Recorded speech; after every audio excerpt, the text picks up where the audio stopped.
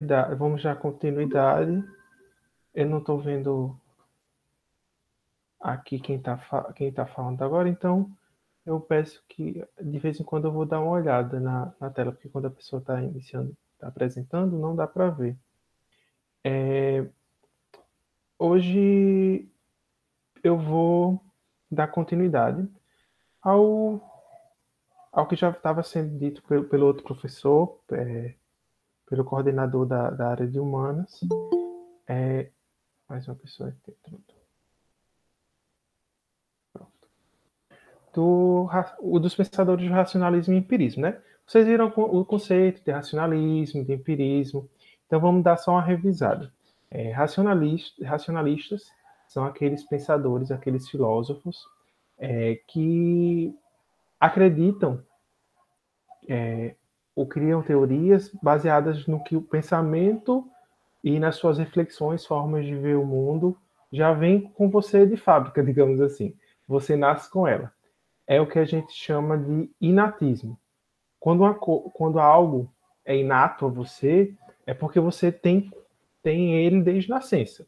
Então é um conceito que eu acho muito importante que vocês aprendam. Inclusive, mais uma pessoa aqui. Inclusive, uma coisa muito importante para a área de ciências humanas, para o Enem, principalmente filosofia e sociologia, é o vocabulário. Porque muitas vezes você pega aqueles textos que eles usam como um exemplo motivador e parece que você está lendo grego, mas na verdade às vezes são uma limitação do seu vocabulário mesmo. Quando eu fazia Enem, eu me preocupava muito em aprender essas palavras para facilitar minha compreensão dos textos, que às vezes eram bem difíceis. E uma coisa, quando vocês não compreendem os textos, caramba, tá muito difícil entender esse texto. Passem para os exercícios, para a pergunta de fato, e vejam qual o pensador que está envolvido. Aí, a partir daí, tentem resolver a questão do que você conhece do pensador. É muito absurdo falar isso, porque às vezes o texto realmente muda tudo, mas é que às vezes eu entendo, às vezes tem uma dificuldade de interpretação, mas isso é o último recurso, tá? Último dos últimos recursos. Vamos lá. Como dito, vamos hoje ver racionalistas e empiristas. Os racionalistas, eles acreditam que as ideias vêm junto a você, a forma como você vê o mundo, como você vai analisar o mundo, vem com você desde o seu nascimento. Quando algo vem desde o seu nascimento, desde o seu surgimento, é o conceito de inato, ou inatismo. O pensamento moderno, né, do racionalismo, ele é introduzido por Descartes, mas hoje a gente vai ver outros dois. Leibniz, que é esse senhor piroca aí, e também Spinoza. Leibniz ele é contemporâneo a Locke a outros empiristas e racionalistas. Racionalistas e empiristas viveram no mesmo tempo. E é importante destacar que eles não se denominavam racionalistas ou empiristas. Isso é uma divisão que é determinada pelos estudiosos para facilitar a nossa compreensão. Eles não falavam, penso que as coisas vêm desde o nosso nascimento, logo sou racionalista. Não. É porque foram se procurando semelhanças no pensamento e foram classificando desse modo.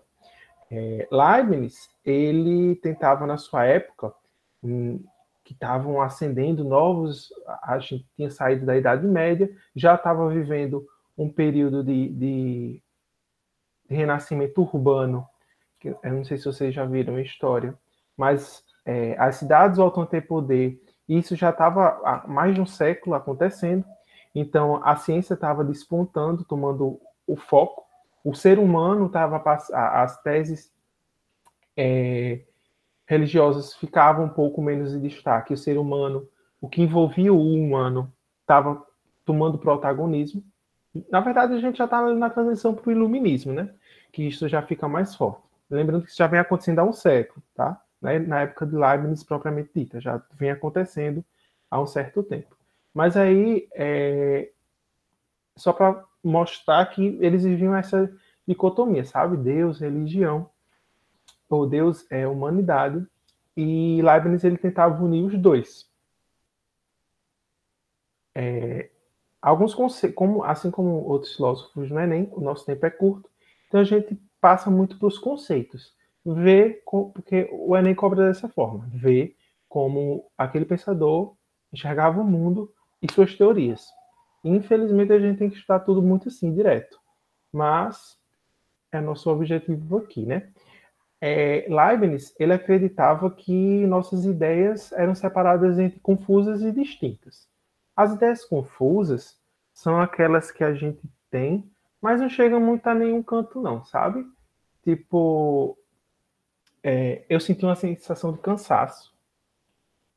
Parar para refletir sobre isso e nem entender porque eu estou cansado, nem nada do tipo. Já, já as ideias distintas, não.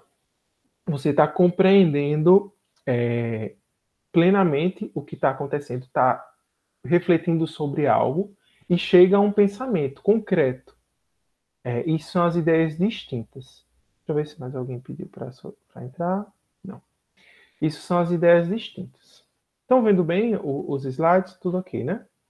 Deixa eu ver se alguém falou alguma coisa. Pronto.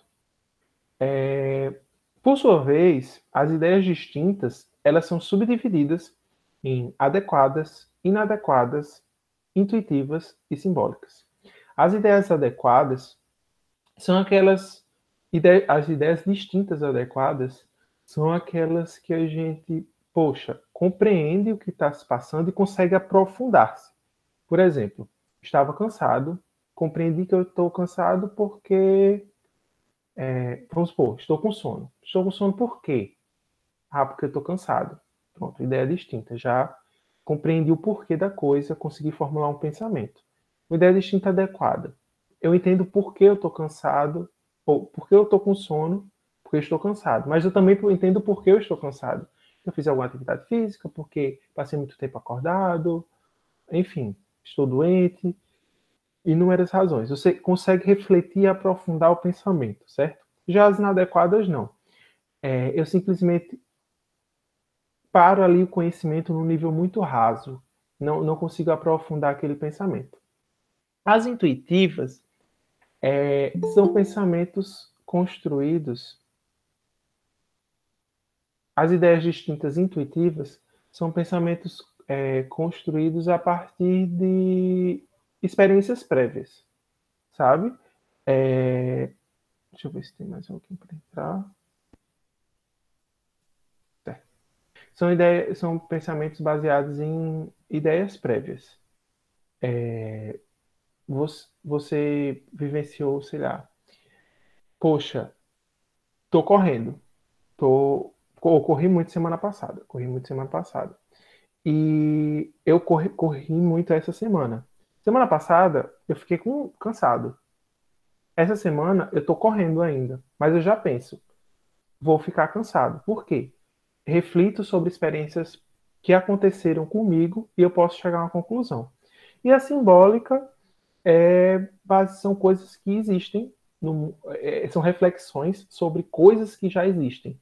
Por exemplo, imaginar um prédio, imaginar a construção de uma casa, coisas concretas, né? Deixa eu ver, atender o tempo.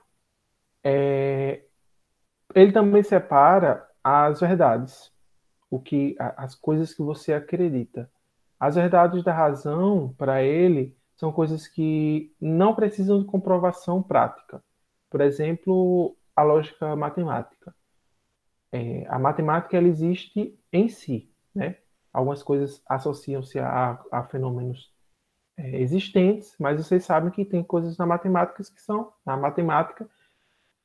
que são simplesmente abstratas. Você compreende, entende tudo, mas elas não têm relação com o mundo real. E as verdades, de fato, elas têm. Elas são baseadas, são coisas que estão aqui no seu dia a dia, compreender coisas que precisam ser comprovadas com experimentação. Por exemplo, botei o exemplo na ficha de uma planta venenosa. Para que alguém soubesse que uma planta é venenosa, teve que se realizar experimentações. Você simplesmente não, aquela planta é venenosa. Tem que ter sido um teste, tem que ter sido feito alguma coisa, ou, sei lá, uma pessoa não muito sortuda ter consumido aquilo, né? E, mas acho que vocês já entenderam. Qualquer coisa podem digitar as dúvidas. Ao mesmo tempo que ele separava as verdades, ele também se preocupava muito na constituição da matéria. E como assim? É porque, na época, eles falavam que o conhecimento vinha do berço, vinha de fábrica, como eu bem disse. Então, poxa, se o conhecimento vem de fábrica, se a gente nasce com não conhecimento, perdão, a forma que a gente processa o conhecimento, tá? A forma como a gente absorve os conceitos do mundo, como a gente vai gerar novos conhecimentos. Se a gente acredita que eles já vêm com a gente e a gente só vai descobrindo, tipo, despertando esses conhecimentos de nossa mente, é porque nosso corpo é muito especial. A gente tem uma coisa muito diferente. E eles se preocupavam com o que era constituído nosso corpo, para dar base a essas teorias natistas. E para Leibniz a gente era composto de mônadas. O que seriam mônadas? Seriam como átomos vivos. Para Leibniz, todo, não só ser, mas tudo é vivo, tudo. Sua cadeira é vivo, onde você está sentado é vivo, parede é viva, a árvore, assim como árvores e demais seres vivos. Na verdade, para ele não tinha esse negócio de ser vivo, tudo é vivo. Só que o que é que acontece? As mônadas que constituem esses átomos, esses pedaços indivisíveis que constituem os materiais, são diferentes. As mônadas de rochas, por exemplo, elas são mais incapazes de refletir sobre as coisas, elas têm pensamentos mais confusos. Já as das plantas dão um upgrade. E por fim, o dos animais seriam as mônadas mais especiais, mais inteligentinhas. O ser humano, por sua vez, seria constituído por todas as mônadas. A gente não tem as mônadas, por exemplo, de um cachorro, de um macaco. Seriam mônadas diferentes. Os seres vivos, outros seres vivos, teriam mônadas diferentes da gente.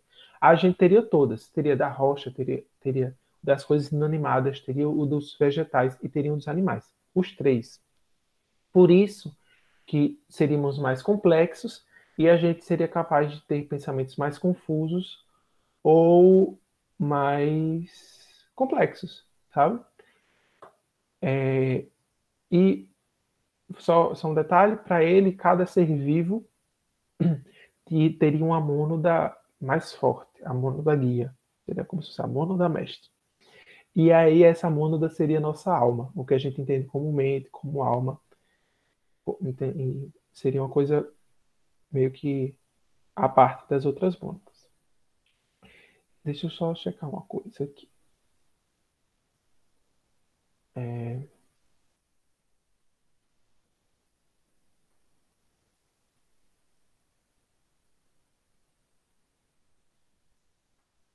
A gente já vai para Spinoza. Que eu preciso ver que horas a aula acaba para eu não me entusiasmar. Tá. Vou falar com o chefe.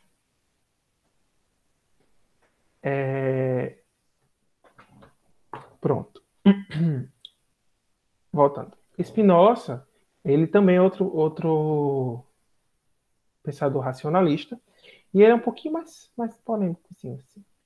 Porque o bichinho, na época, ele teve pensamentos mais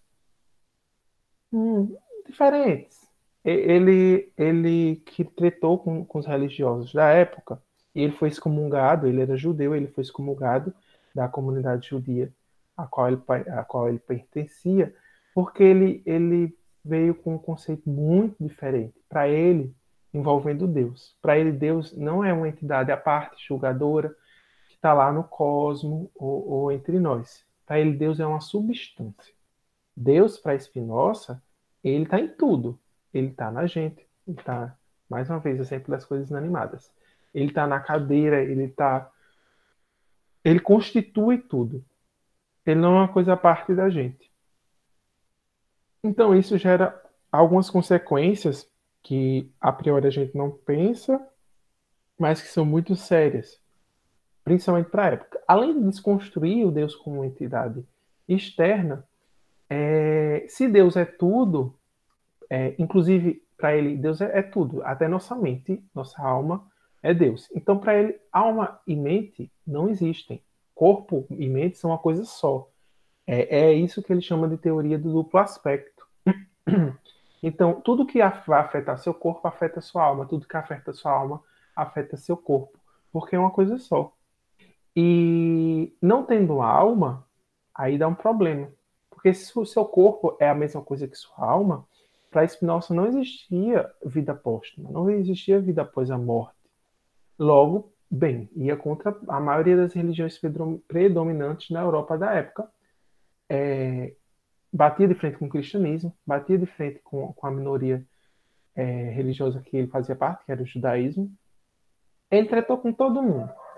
Aí, além dessa questão do vida após a morte não existir para ele, porque, bem, seu corpo e alma é uma coisa só, tudo é Deus. Uma consequência disso também é que livre-arbítrio seria uma ilusão. Aí você, mais uma vez, pode perguntar, como assim? Ele saltou que a gente é composto de Deus e o livre-arbítrio é uma ilusão. O raciocínio pode parecer complexo, mas ele é simples. Vamos lá. Tudo é feito de Deus, certo? Deus é uma substância. A substância é Deus. Não esqueçam Deus cristão, que a gente vivencia desde criança. Se tudo é feito de Deus, a natureza é feita de Deus, certo? A natureza ela possui regras para Spinoza. E a gente fala muito disso, as regras da natureza. Se a natureza é feita de Deus, a natureza tem regra, e a gente também é feito de Deus, logo, nós também somos regidos por essas regras. Porque tudo é uma coisa só. Nós também fazemos parte da natureza, que é regida por regras, nós também fazemos parte de Deus, porque tudo é Deus. Aí entra um problema, né? Para ele, então, se tudo é regido por essas regras, nossa vida é meio que encaminhada pelos fatos passados e o fluxo da nossa vida é encaminhado por essas regras. Então, o poder de decisão seu, o que você está decidindo agora, é baseado nas coisas que aconteceram no seu passado, no encadeamento e no caminho que a sua vida está tomando devido a essas regras. Aí fala, poxa, então livre-arbítrio não existe. Mas para ele a gente tem pelo menos a capacidade de refletir sobre o encaminhamento da nossa vida, de tentar entender como é que esse fluxo está acontecendo, apesar do livre-arbítrio não existir.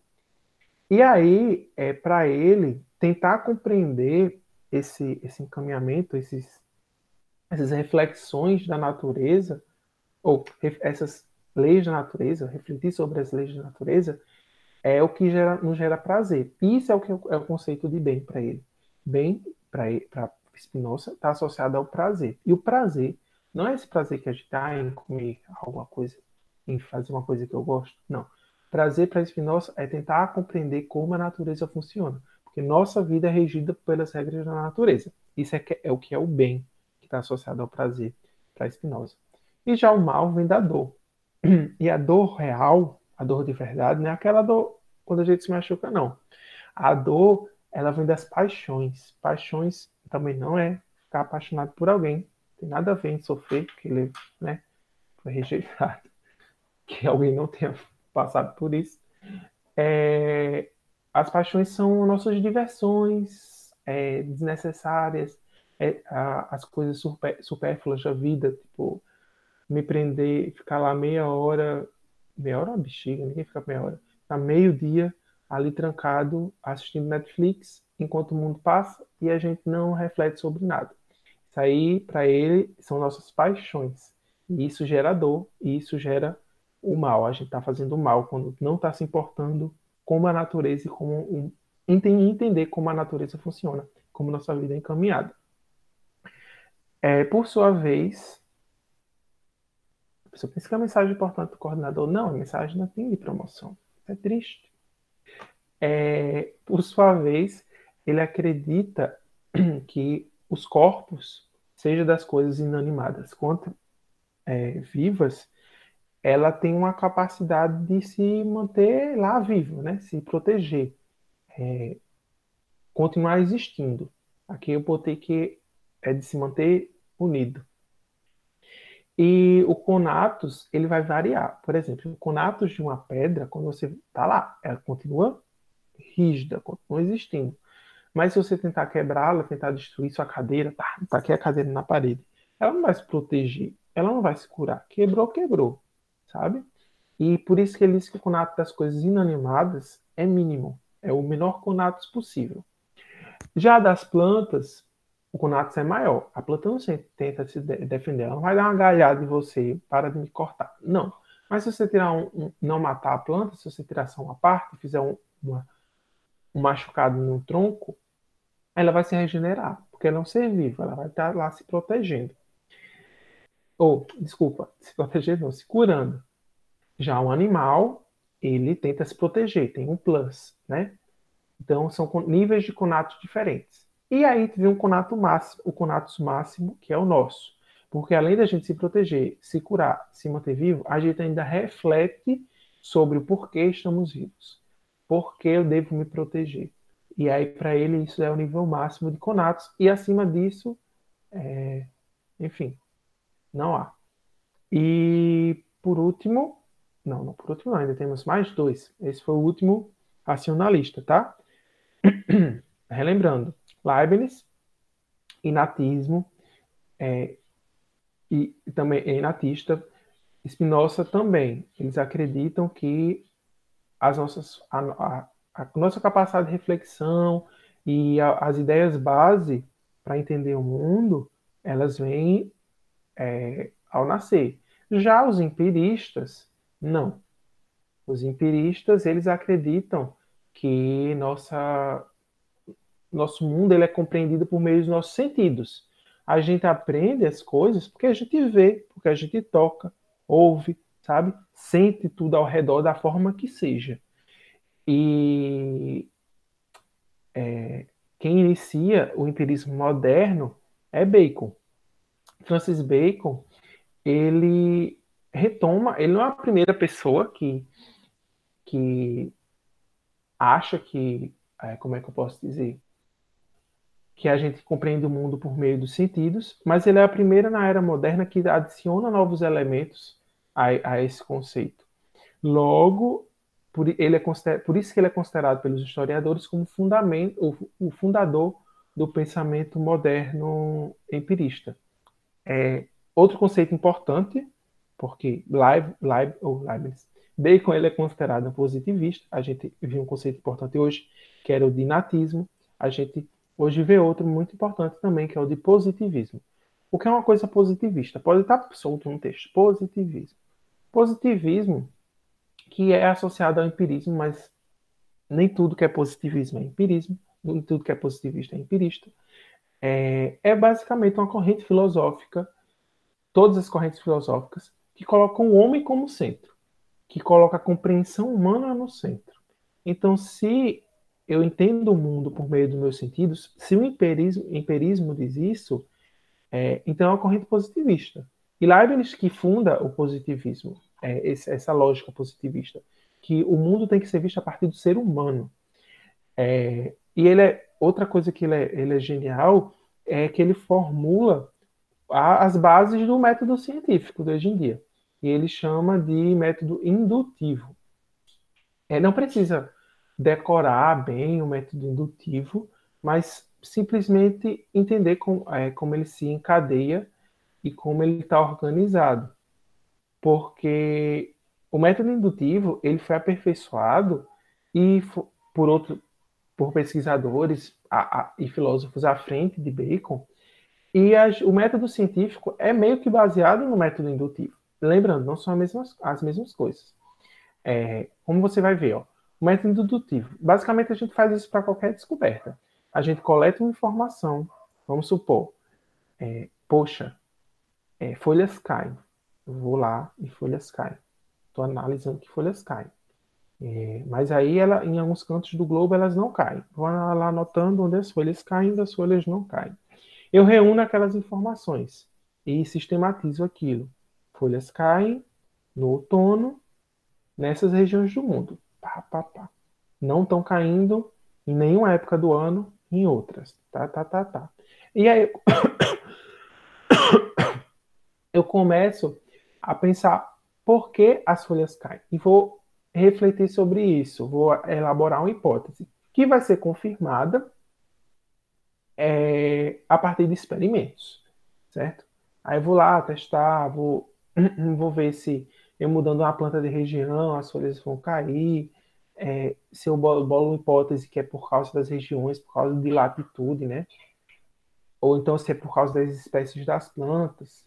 Enfim, esse é um método indutivo.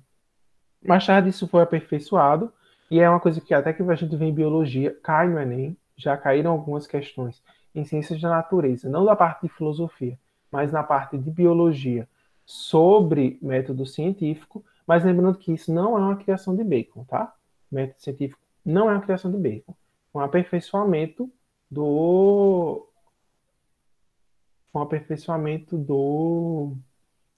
pensamento de Bacon, né? Que foi do método indutivo. Que aí você vai ver que tem mais etapas. Que aí vocês estudam a parte. Não vou deixar muito tempo, porque meu tempo está acabando. Mas vocês podem revisar isso nos livros de biologia. Sempre tem no começo. No material de biologia vocês devem ter acesso a isso também, Google. Mas quando cai no Enem, sempre eles meio que refrescam sua mente nos textos anteriores. Mas é bom entender como funciona, pelo menos. Lembrando, não é dele, tá?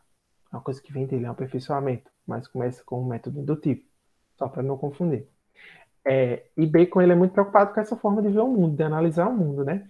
Então, para isso, ele também cria a teoria dos ídolos. Mais uma vez, filosofia e sociologia também, as ciências humanas, elas já gostam de usar certos termos que no nosso dia a dia tem outro significado. Os ídolos aí não tem nada a ver com pessoa que você idolatra, admira, nada.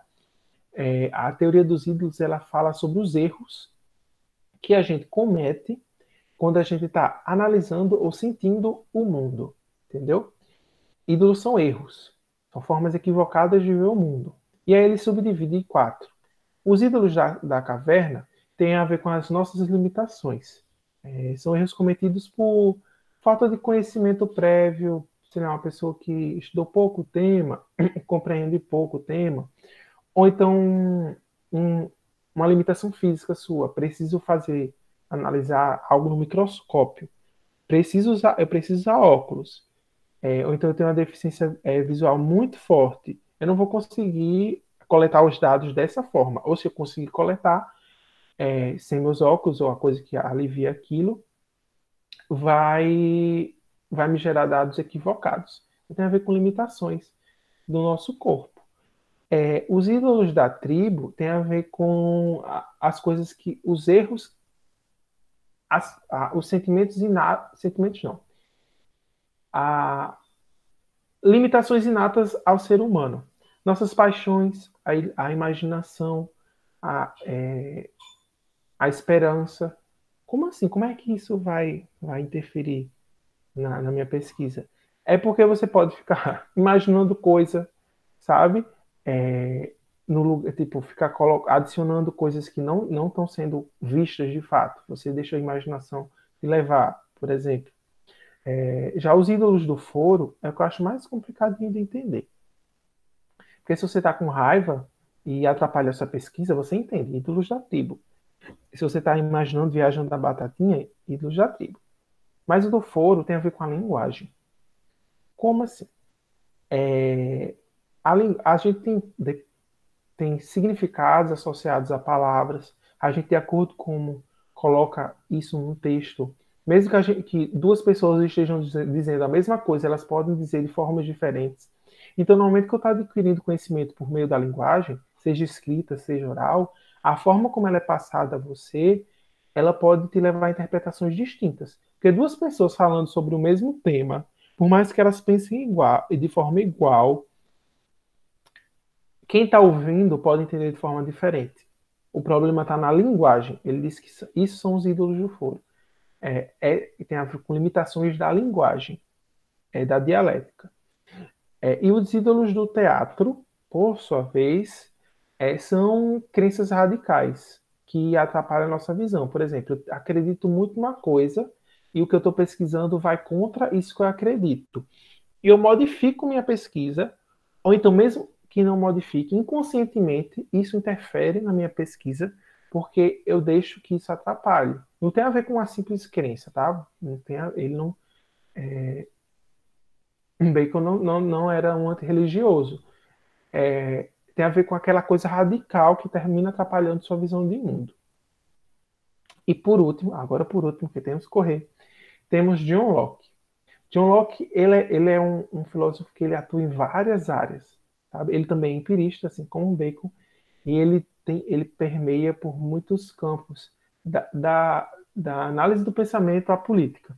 A gente hoje vai se restringir a Locke sobre o pensamento, sobre a forma de ver o mundo, e não sobre seu aspecto político. Vocês vão rever Locke nos seus aspectos políticos e econômicos mais para frente. Porque Locke também fazia tudo, é um bexiguento, como o povo diz.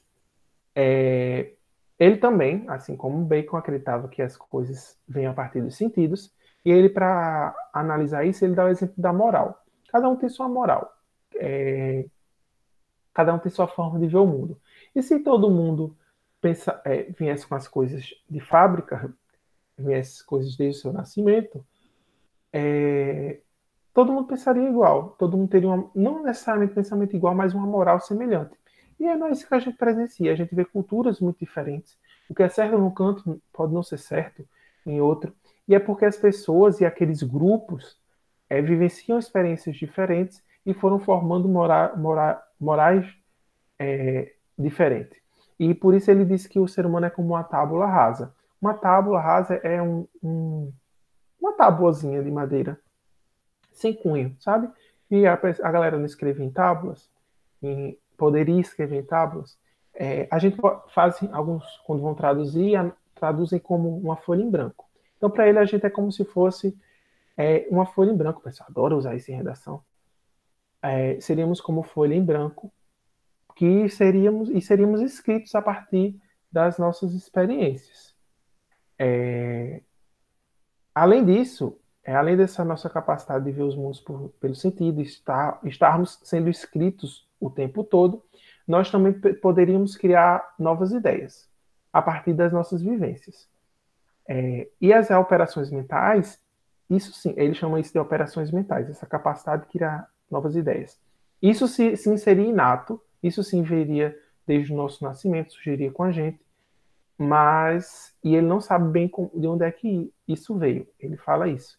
Aí você está dizendo, poxa, ele está falando de natismo, então ele é racionalista. Não.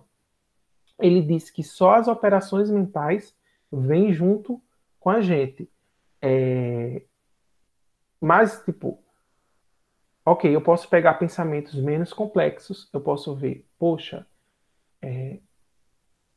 ver como os animais voam e depois associar isso e ter ideia, imaginar que eu posso criar um objeto que voe, sabe? Inventar uma coisa, como, sei lá, quem pensou isso, quem criou o avião, que, enfim, são projetos anteriores a Santos Dumont, que foi iniciado o pensamento. Santos Dumont só conseguiu, mas a lógica do ser humano voando é anterior a Santos Dumont.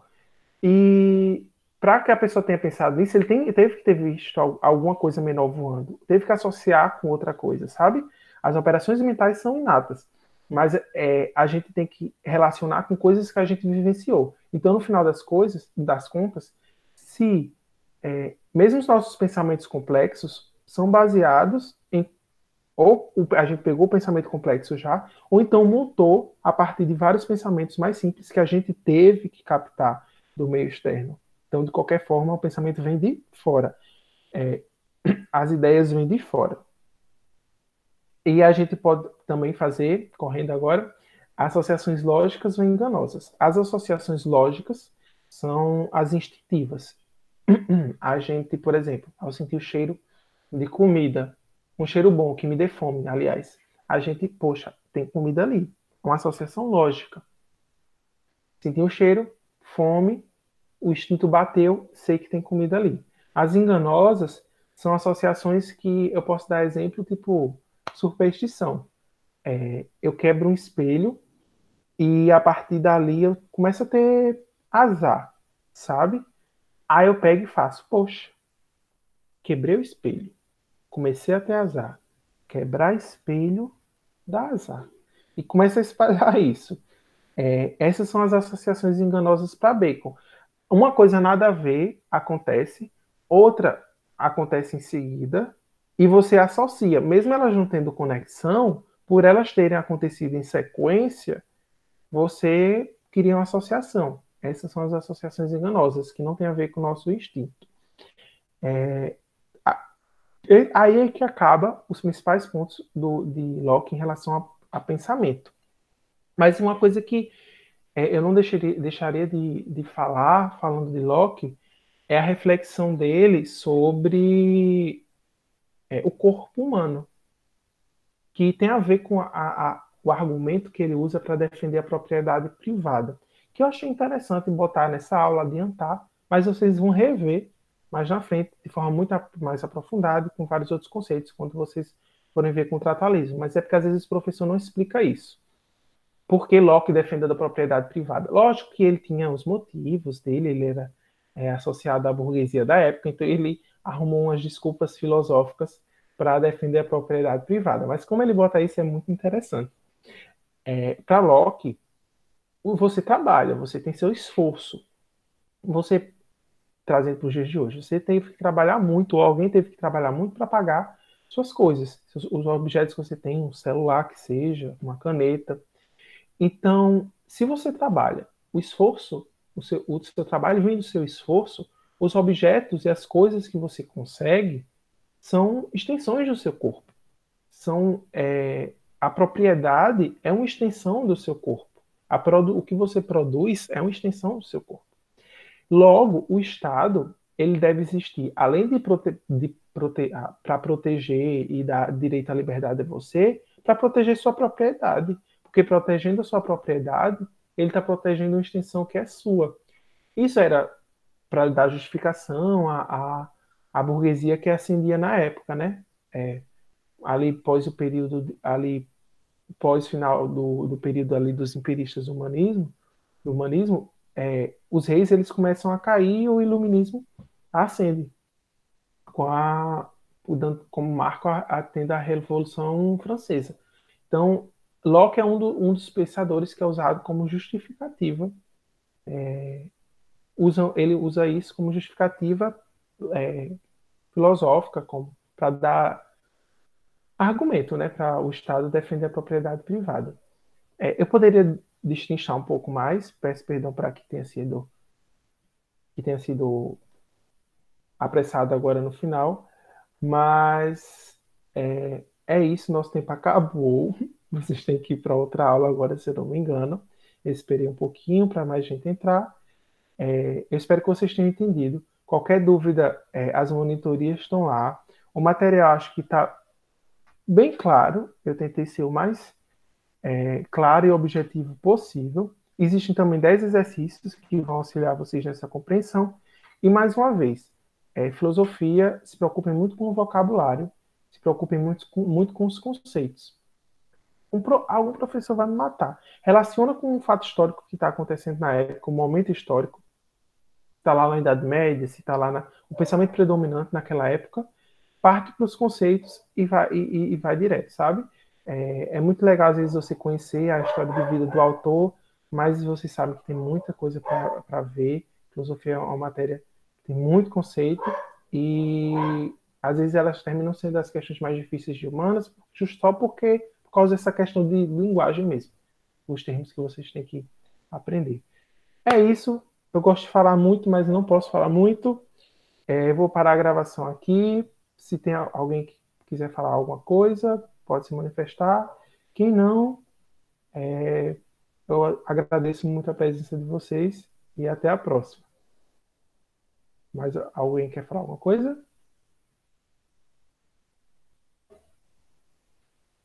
Podem digitar não.